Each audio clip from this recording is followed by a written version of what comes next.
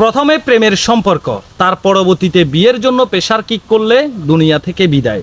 দর্শক শ্রোতা, এই চাঞ্চল্যকর ঘটনাটি ঘটে যায় যশোরের মনিরামপুরে। স্ক্রিনে যে ফটোটি দেখতে পাচ্ছেন, এই ছেলেটি ওই এলাকার তৃতীয় লিঙ্গের একজন নারীর সাথে তার প্রেমের সম্পর্ক হয়। একজন মহিলা হিজলার সাথে তার প্রেমের সম্পর্ক হয়। তার সাথে প্রেমের সম্পর্কের পরবর্তীতে দীর্ঘদিন যাবৎ ওই তৃতীয় লিঙ্গের মহিলাটির সাথে ওই সমস্ত কাজ করে আসছিল এই যুবক।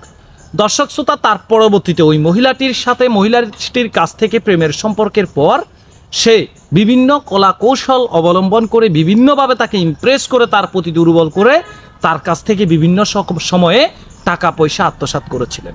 বিভিন্ন সময় বিভিন্ন ধরনের অজুহাত এবং বায়না দেখিয়ে এই যুবক ওই তৃতীয় লিঙ্গের মহিলাটির কাছ থেকে অনেক টাকা আত্মসাৎ করে। এক পর্যায়ে এই সম্পর্ক অনেক দূর যাওয়ার পরে সেই তৃতীয় লিঙ্গের মহিলাটি তাকে বিয়ের জন্য প্রেসার কিক করে, তাকে বিয়ের প্রস্তাব দেয়। আর বিয়ের প্রস্তাব দিতেই এই যুবক বেঁকে বসেন যে সে তৃতীয় লিঙ্গের এই নারীকে সে বিয়ে করবে না। কারণ সে তো ভালো করেই জানে এই তৃতীয় লিঙ্গের নারীকে বিয়ে করে সে কখনো সুখী হতে পারবে না, সে কখনো পিতা হতে পারবে না, সে সমাজে মুখ দেখাতে পারবে না। সেই মান সম্মানের কথা ভেবে সে তাকে বিয়ে করার কথা অস্বীকার করে।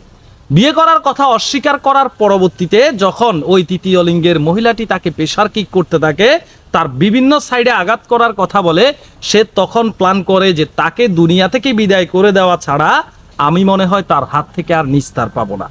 দর্শক শ্রোতা, তার পরবর্তীতে সে একটা মাস্টার প্ল্যান করে এই তৃতীয় লিঙ্গের মহিলাটিকে সে ডেকে নিয়ে যায় এক জায়গায়, ডেকে নিয়ে তার সাথে ওই সমস্ত কাজ করার পরবর্তীতে তাকে নির্মমভাবে দুনিয়া থেকে বিদায় করে দিয়ে সে ঘটনাস্থল ত্যাগ করে এবং কি পালিয়ে যায়। সে ভেবেছিল পালিয়ে সে বাঁচতে পারবে।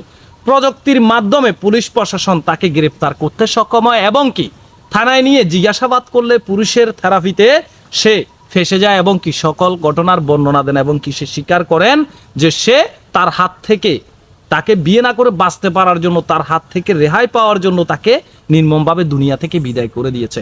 দর্শক শ্রোতা, চিন্তা করে দেখেন একজন মানুষ কতটা দুশ্চরিত্রা হলে, কতটা খারাপ চরিত্রের মানুষ হলে আসলে এদের চরিত্র ডগের চাইতেও খারাপ। আমি কি আর বলবো, সে তার স্বার্থের জন্য, সে তার চাহিদা মেটানোর জন্য এই তৃতীয় লিঙ্গের মহিলাটির সাথে সম্পর্ক করেছে। তখন তার মান সম্মানের কথা চিন্তা হয়নি, তখন তার মান সম্মান যায়নি, কারণ সেখানে তার স্বার্থ ছিল।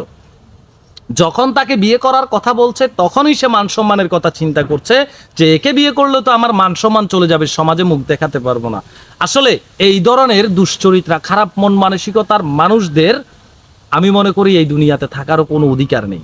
একে যেন আইনের সর্বোচ্চ সাজার আওতায় নিয়ে আসা হয়। যারা মানুষের সরলতার বিশ্বাস এবং ভালোবাসার সুযোগ নিয়ে মানুষের ক্ষতি করে বেড়ায়, মানুষকে নিঃস্ব করে দেয়, মানুষকে এমন একটা সিচুয়েশনে ফেলে দেয় যে মানুষটির সামনে পিছনে যাওয়ার আর জায়গা থাকে না। এক কথায় বলতে পারেন যে আপনার পিছনে একটি সাগর, আপনার সামনে একটি আগুনের অগ্নিয়াগিরি, দুই পাশে জায়গা নেই, আপনি তখন কোথায় যাবেন? আপনাকে দুনিয়া থেকে বিদায় হয়ে যাওয়ার রাস্তা বেছে নিতে হবে, হয় আগুনে না হয় পানিতে, এছাড়া আপনার আর কিছুই করার থাকে না। তো এই সমস্ত এদের মতো খারাপ কিছু যুবকদের কারণেই কিন্তু আজকালকার বর্তমান সমাজে এই ধরনের ঘটনাগুলো উঠে আসে এবং কি এই ধরনের ঘটনাগুলোর কারণে আজকে বাংলাদেশের কিন্তু বাংলাদেশ ব্যাপকভাবে পরিচিত এই ধরনের খারাপ কাজ, বাজে বাজে কাজ, মানুষকে দুনিয়া থেকে বিদায় করে দেওয়া, এই সমস্ত কাজের ভিতরে। দর্শক শ্রোতা, এদের দৃষ্টান্তমূলক শাস্তি দাবি করছি। এই যুবকের সম্বন্ধে আপনাদের ব্যক্তিগত মতামত কমেন্ট বক্সে জানাবেন। আজকে এই যুবকটি একটি তৃতীয় লিঙ্গের মেয়ের সাথে এমনটা করেছে, কিন্তু এমনটা খুব কমে হয়। স্বাভাবিক যেটা হয় সেটা হয় আমাদের অনেক বোনরা কিন্তু এই ধরনের প্রতারণার শিকার হয়, তাদের কাছ থেকে তাদের সব কিছু শেষ করে দিয়ে তাকে আর অস্বীকার করে বিয়ে করতে রাজি হয় না। নিঃস্ব হয়ে সেই বোনগুলা তাদের নিজের জীবন নিজেই দিয়ে দিতে হয়। অনেক প্রবাসীর স্ত্রী এদিকও হারায় হেদিকও হারায়, সংসার ভেঙে যায়, তার পরবর্তীতে পরকীয়া প্রেমিকের কাছে গিয়ে জায়গা পায় না, সে নিঃস্ব হয়, তাকে নিজের জীবন দিয়ে দিতে হয়, আর না হলে সেই জায়গায় যে চলে যেতে হয়।